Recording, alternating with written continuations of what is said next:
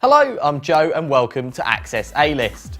So last week we brought you news of his steamy smooch with Madonna, and this week Canadian rap star Drake has hit the headlines again for his amorous activities, as he's been asked to take a paternity test after an illicit liaison. Sadly, it's not the Drake and Madge love child we dreamed of. Time to stop whacking out that Dradonna hashtag, but instead it has been alleged by an unnamed woman who worked as a waitress at LIV nightclub in Miami that Drizzy is the father of her 2-year-old daughter.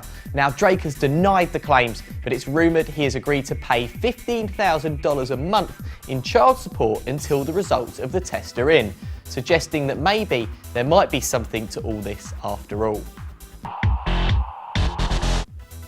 This week, the world celebrated the 10th anniversary of the first upload to YouTube.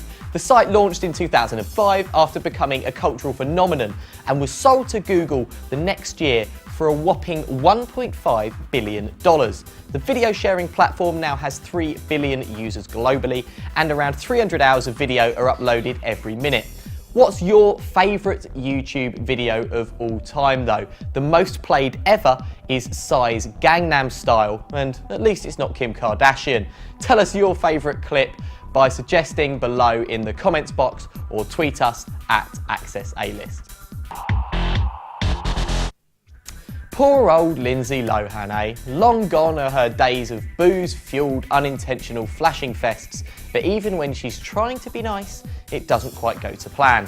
Taking to Instagram on Monday, the 28-year-old posted what she thought was an inspirational quote in Arabic, only later to find out it was something quite different. "You're beautiful," Lindsay wrote in English. However, the Arabic writing really translated into "you're a donkey." The Mean Girls star has since deleted the quote gone wrong from her account, but this isn't the first time her slippery grasp on Arabic has let her down. In January, she uploaded a photo mourning the passing of Saudi Arabian King Abdullah, writing Inshallah, meaning God willing, and Wallahi, I promise by God, neither of which really made much sense. Keep trying though, Lilo. We appreciate your effort. Now, some great news for those of you mourning Zayn Malik's shock departure from One Direction, because the Arab world has their very own answer to the all-conquering British boy band. The 5 auditioned as solo acts on the X Factor Arabia, but the judges had a brainwave and decided to put them together in a group. Sound familiar? Well, that's because it's exactly how One Direction were born on the X Factor UK 2010. Niall, Liam, Harry, Louis and Zayn all auditioned separately, but old clever clog Simon Cowell thought that he might do a wee bit better with an ensemble. Turns out he was right.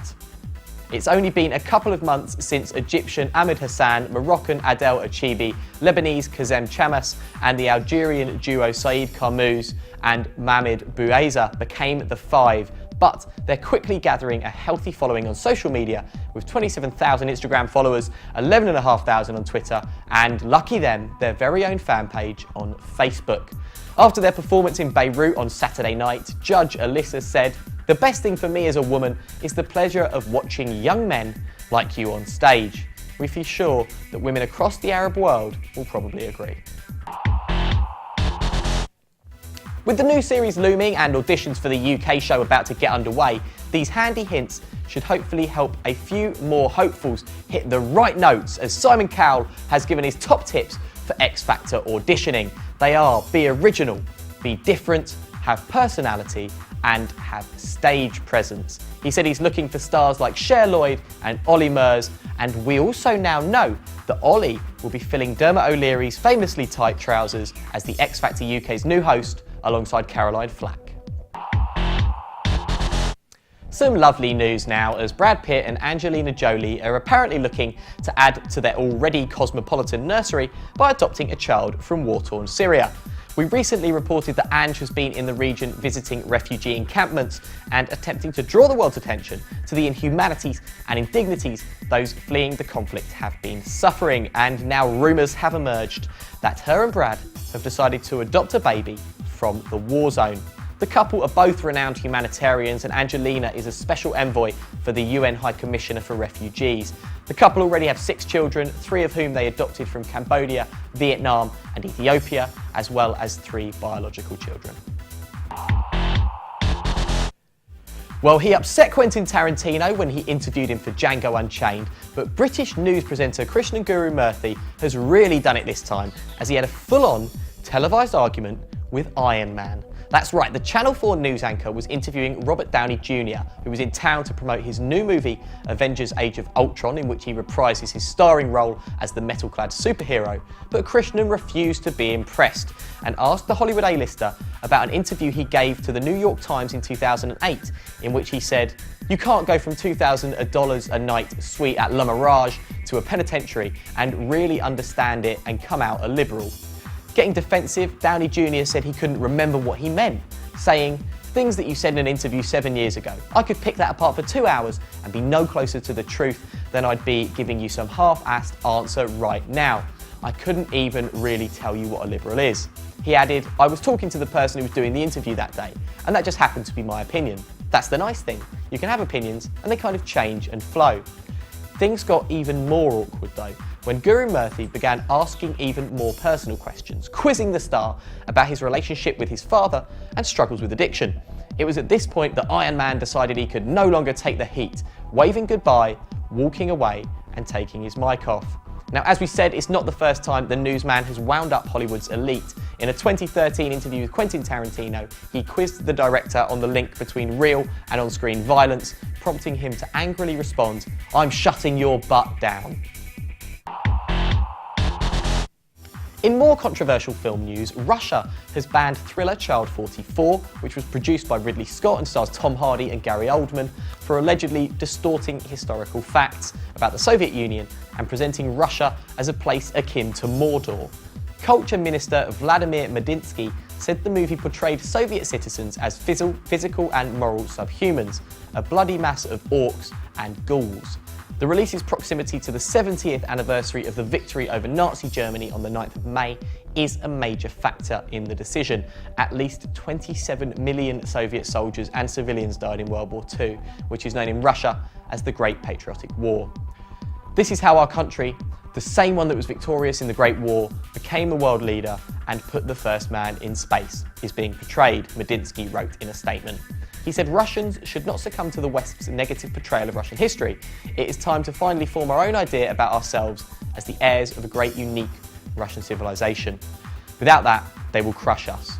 Now, Child 44 is a paranoia-filled Cold War-era thriller which follows an investigation by a Soviet detective into a series of child murders. But, to be fair to Russia, even Variety's review described the film as part serial killer thriller, part old-school anti-Soviet propaganda. Child 44 plays like a curious relic of an earlier Cold War mindset. However, maybe banning what upsets you isn't exactly a great way to encourage discussion and progress. But what do you think? Were Russia right to ban the film? Please leave a comment below or drop us a tweet at AccessAlist. And as always, we finish with more films. Here's this week's big releases. And to kick off, Avengers Age of Ultron is the sequel to the phenomenally popular 2012 original and finds Tony Stark, played by Robert Downey Jr., trying to develop a global peacekeeping program, but things go terribly awry, forcing him and the other Avengers to reassemble.